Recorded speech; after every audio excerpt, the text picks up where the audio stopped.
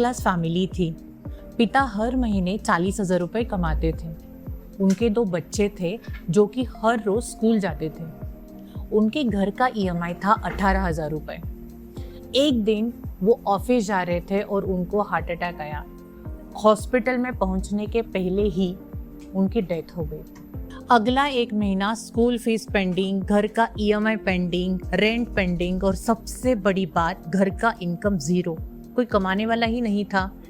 उनके पास ना खुद सेविंग थी 1.8 लाख और वो भी ख़त्म हो गई सिर्फ 4 महीने में। अब सवाल ये है कि वो एक गरीब फैमिली थी या फिर उनकी प्लानिंग ही गलत थी। और यही रीज़न है कि इंश्योरेंस ये जो है ये लग्जरी नहीं है, ये एक सर्वाइवल है। हर इंसान अपने फैमिली के लिए कमाता है, लेकिन एक सवाल कोई नहीं पूछता कि अगर कल इनकम बंद हो जाए तो घर कितने दिन चलेगा, 1 महीना, 6 महीने या 1 साल। ज़्यादातर फैमिली का आंसर होता है पता नहीं, और इसी अनसर्टिनिटी को रिमूव करता है लाइफ इंश्योरेंस। तो आज के वीडियो में हम देखेंगे कि इंश्योरेंस क्या है, इंश्योरेंस आपके पास कितना होना चाहिए, रियल लाइफ एग्जाम्पल भी देखेंगे साथ में, और इंश्योरेंस के टाइप कौन से हैं और आपके लिए सही कौन सा है ये आप वीडियो के एंड तक समझ जाओगे। लोग इंश्योरेंस को इन्वेस्टमेंट समझते हैं और वहीं पे गलती करते हैं, लेकिन इंश्योरेंस प्रॉफिट के लिए होता ही नहीं है, इंश्योरेंस रिप्लेसमेंट के लिए होता है। अगर घर में अर्निंग मेंबर नहीं रहता है तो उसका इनकम कौन रिप्लेस करता है? इंश्योरेंस। इसीलिए इंश्योरेंस को इनकम रिप्लेसमेंट मशीन भी बोला जाता है। मतलब ना, अगर आपकी सैलरी घर का ऑक्सीजन है तो इंश्योरेंस ऑक्सीजन सिलेंडर बैकअप है। तो आपको इंश्योरेंस तब लेना ही चाहिए जब आपके ऊपर डिपेंडेंसी होती है आपके पेरेंट्स की, आपके स्पाउस की, किड्स की। अगर आपके पास लोन है, आपका कोई चल रहा है, तो जरूरी नहीं है कि आपके ऊपर अगर डिपेंडेंसी नहीं है तो आप इंश्योरेंस नहीं लोगे। इंश्योरेंस रिस्पॉन्सिबिलिटी के साथ ही आता है। लेकिन लोग कब लेते हैं इंश्योरेंस? टैक्स सेव करने के लिए। और जो इंश्योरेंस एजेंट जो जाता है ना, आपके पास आता है ना इंश्योरेंस पॉलिसी निकालने के लिए, वो जो प्रीमियम बोलेगा वही प्रीमियम आप लोगे। तो इसका रिजल्ट क्या होता है कि आप लेते हो 10 लाख का कवर, लेकिन फैमिली की नीड होती है 1 करोड़ की। तो इंश्योरेंस होना और सफिशिएंट होना, ये दोनों भी अलग अलग चीजें होती है। अब देखते हैं कि आपके पास कितना इंश्योरेंस कवर होना चाहिए। सबसे बड़ा मिथ ये है कि 5 लाख की पॉलिसी इनफ है।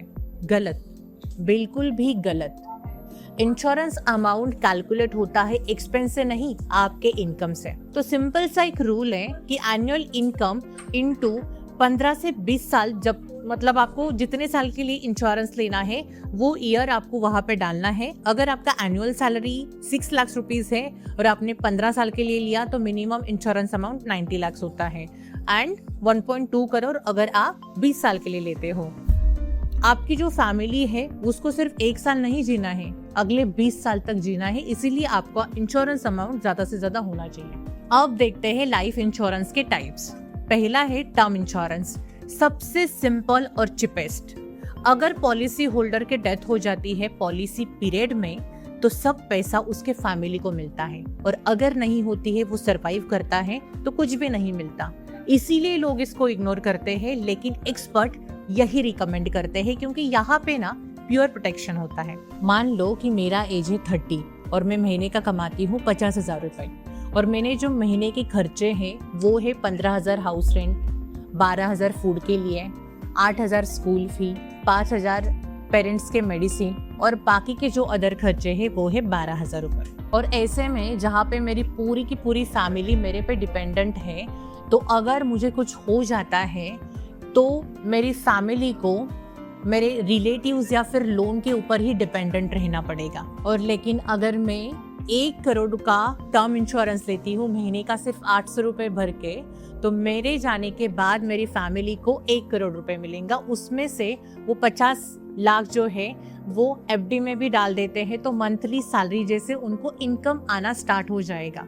टर्म इंश्योरेंस इंसान को रिप्लेस नहीं करता है, उसके इनकम को रिप्लेस करता है। दूसरा जो टाइप है इंश्योरेंस का वो है एंडोमेंट प्लान। एंडोमेंट प्लान में आपको इंश्योरेंस तो मिलता ही है, प्लस आपको गारंटेड सेविंग भी मिलती है। मतलब अगर पॉलिसी होल्डर जिंदा रहता है टिल मैच्योरिटी तो उसको पैसा भी वापस मिलेगा और उसको बोनस भी मिलेगा। लेकिन अगर उसकी डेथ हो जाती है ड्यूरिंग पॉलिसी तो उसको पूरा का पूरा सम एश्योर्ड मिलेगा उसके फैमिली को, रिस्क कवर होता है और प्लस उसको जो वो पैसा इन्वेस्ट करता है पॉलिसी में वो भी उसका सेव होता रहेगा। एग्जाम्पल से समझते हैं कि आपने 20 ईयर का एक एंडोमेंट प्लान लिया, ओके, वहां पे सम एश्योर्ड जो है वो है 10 लाख 20 साल के लिए। महीने का अगर आप 3,000 रुपए प्रीमियम पे करते हो तो आप टोटल कितना इन्वेस्टमेंट करते हो, 3,000 into 12 into 20 is equal to 7,20,000 rupees. यहाँ पे ना 2 सिनारियो आते हैं। पहला सिनारियो, अगर आप पूरे जो प्लान है, पॉलिसी है, उसके मैच्योरिटी तक अगर आप सर्वाइव करते हो तो आपको सम एश्योर्ड जो है 10 लाख और प्लस आपको bonus 4 to 6 lakh, depend on policy performance, कैसे परफॉर्म किया है उस पॉलिसी ने, तो उसके परफॉर्मेंस के बेसिस पे आपको 4 to 6 लाख का बोनस मिलेगा। तो टोटल आपको कितना मिलेगा, 14 to 16 लाख मिलेगा। तो यहाँ पे आपका सेविंग भी हो जाता है, आपको इंश्योरेंस भी मिलता है और आपको गारंटेड पे आउट भी मिलता है। और दूसरे सिनारियो में क्या होता है कि आप सिर्फ 2.88 लाख का ही अमाउंट पेड करते हो, पूरा सम एश्योर्ड पे नहीं करते हो, तो पॉलिसी पीरियड खत्म होने के बाद आपकी फैमिली को पूरा का पूरा सम एश्योर्ड मिलेगा जो है 10 लाख का। तो कब यूज होता है एंडोमेंट प्लान का, अगर आपको टाइम नहीं है आपके पास, आप मार्केट समझना नहीं चाहते हो और आपको गारंटेड रिटर्न भी चाहिए, उन लोगों के लिए ये प्लान बेस्ट प्लान है। तीसरी जो इंश्योरेंस पॉलिसी है वो है money back policy. Money back policy मतलब जैसा हमने अभी देखा कि एंडोमेंट प्लान में क्या होता है कि आपको एंड में पैसा मिलता है, मैच्योरिटी के बाद पैसा मिलता है, लेकिन मनी बैक पॉलिसी में बीच बीच में आपको पैसा मिलता रहता है और इसको बोलते हैं सर्वाइवल बेनिफिट। और अगर पॉलिसी होल्डर की डेथ हो जाए तो उसके फैमिली को पूरा का पूरा सम एश्योर्ड भी मिलता है। मनी बैक पॉलिसी एक ऐसी इंश्योरेंस पॉलिसी है जहाँ पे आपको हर कुछ सालों में फिक्स पैसा मिलता है, लास्ट में भी आपको मैच्योरिटी मिलती है और आपको पूरा लाइफ इंश्योरेंस कवरेज भी मिलता है। एग्जाम्पल लेके देखते हैं, आपको और भी क्लैरिटी आ जाएगी। अगर आपका एज है 30 और आप 20 साल के लिए पॉलिसी लेते हो, 10 लाख का सम एश्योर्ड, 4,000 महीने का प्रीमियम पे करते हो, तो आपको इंश्योरेंस पॉलिसी हर 5 साल में 20% ऑफ योर सम एश्योर्ड आपको देती रहेगी। मतलब 5th ईयर में आपको मिले 2 लाख, 15वें साल में आपको मिले 2 लाख, 20th ईयर में आपको मिले 2 लाख, तो आपको टोटल कितना मिला, 6 लाख मिला। और बाकी का जो रिमेनिंग अमाउंट है वो आपको at the time of maturity मिलेगी, रिमेनिंग अमाउंट, और प्लस आपको बोनस भी मिलेगा। मतलब आपका कितना सम एश्योर्ड में से आपका 6 लाख तो ऑलरेडी आपको मिल गया 20% के हिसाब से, और बाकी का आपको कितना बचा, 4 लाख और प्लस बोनस। तो बोनस आपकी जो इंश्योरेंस की जो पॉलिसी है उसका जो परफॉर्मेंस है उसके ऊपर डिपेंड करेगा, उसको भी हम लोग मान लेते हैं 2 to 3 लाख। तो आपको 4 लाख प्लस 2 लाख, तो आपको 6 to 7 लाख आपको at the time of maturity मिल जाते हैं। अगर पॉलिसी होल्डर की डेथ हो जाती है 12th ईयर में, तो उसके फैमिली को पूरा 10 लाख मिलेगा। भले ही उसको ऑलरेडी 4 लाख मिल चुका है, फिर भी उसके फैमिली को 10 लाख मिलेगा। नेक्स्ट इंश्योरेंस पॉलिसी है ULIP, unit link insurance plan. यहाँ पे आपको इंश्योरेंस तो मिलता है लेकिन आपका इन्वेस्टमेंट भी होता है। यूलिप एक ऐसा इंश्योरेंस पॉलिसी है जहाँ पे आपका जो प्रीमियम आप देते हो इंश्योरेंस पॉलिसी के लिए वो 2 पार्ट में स्प्लिट होता है, एक प्रोटेक्शन के लिए और दूसरा इन्वेस्टमेंट के लिए। तो आपका इंश्योरेंस भी आपको मिलेगा और दूसरा आपका जो पैसा आप इन्वेस्टमेंट करते हो उसका दूसरा पार्ट मार्केट में इन्वेस्टमेंट होता है, इक्विटी और डेट फंड में। तो यूलिप प्लान के जो रिटर्न्स है वो फिक्स नहीं होते हैं, वो मार्केट के परफॉर्मेंस के ऊपर डिपेंड होते हैं। एग्जाम्पल लेके देखते हैं, नेहा नाम की एक लड़की है, उसका एज है 27, 5,000 महीने का प्रीमियम इस प्लान में, इस पॉलिसी में वो इन्वेस्ट करती है 20 साल के लिए, 10 लाख उसका सम एश्योर्ड है। तो वो जो इन्वेस्टमेंट करती है इक्विटी फंड में इन्वेस्टमेंट करती है, तो टोटल वो इन्वेस्टमेंट करती है 5,000 इंटू 12 इंटू 20, तो टोटल कितना इन्वेस्टमेंट किया, पूरा 12 लाख। तो यहाँ पे 3 सिनारियो आते हैं। पहले सिनारियो में अगर मार्केट अच्छा परफॉर्मेंस देता है, अच्छा परफॉर्म करता है, 10-12% रिटर्न से अगर अमाउंट मिलता है, अगर रिटर्न मिलते हैं, तो उसको कितना मिलेगा, 28 to 35 लाख के बीच में। अगर नेहा सरवाइव करती है, जिंदा रहती है, तो उसका वो पूरा फंड वैल्यू मिलेगा। दूसरे सिनारियो में अगर मार्केट एक एवरेज रिटर्न देता है 7 to 8% का, तो मेच्योरिटी के टाइम पे मिलेगा 20 to 24 लाख रुपीस।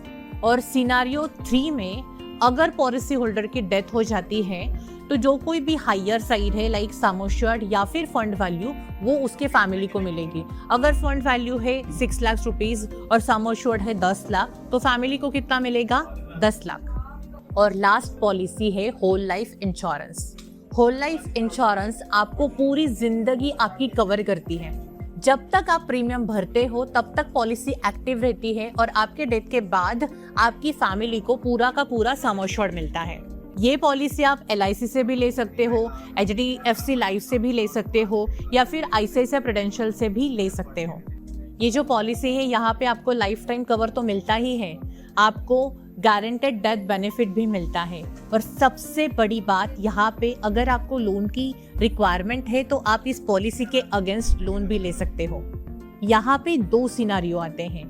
पहला सिनारियो, अगर मेरे एज के 55 ईयर में अगर मेरी डेथ हो जाती है तो मेरे फैमिली को कितना मिलेगा? सम एश्योर्ड और प्लस बोनस भी मिलेगा, मतलब 50 लाख जो सम एश्योर्ड है और बोनस। और अगर मैं 85 ईयर तक मेरे एज के जिंदा रहती हूँ, सर्वाइव करती हूँ, तभी भी मेरे नॉमिनी को 50 लाख जो सम एश्योर्ड है वो मिलेगा। मतलब यहाँ पे गारंटेड रिटर्न मिलते ही है। और सिनारियो 2 में अगर मैं मेरे एज के 85 ईयर के बाद में मेरी डेथ हो जाती है तो मेरे फैमिली को सम एश्योर्ड मिलेगा 50 लाख का। तो यहाँ पे क्या है ना कि आपको जो पे आउट मिलता है वो गारंटेड पे आउट मिलता है।